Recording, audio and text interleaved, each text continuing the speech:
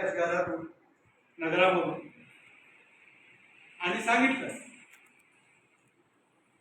राजाला काय म्हणाला, महाराज पूर्ण नगर शोधलं पण एक सुद्धा चालला माणूस निघत दिसला नाही, भेटला नाही, मिळाला नाही, सगळे बेकार.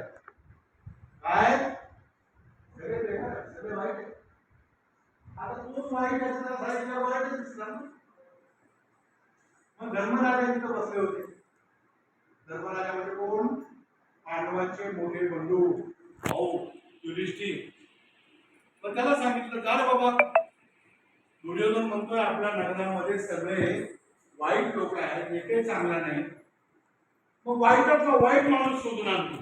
काय तर सगळेच वाईट आहे ना, मग वाईटातला वाईट शोधून आण. मग धर्मराजा म्हणला तशी आज्ञा महाराज. गेला नगरामध्ये, सगळं नगर शोधलं.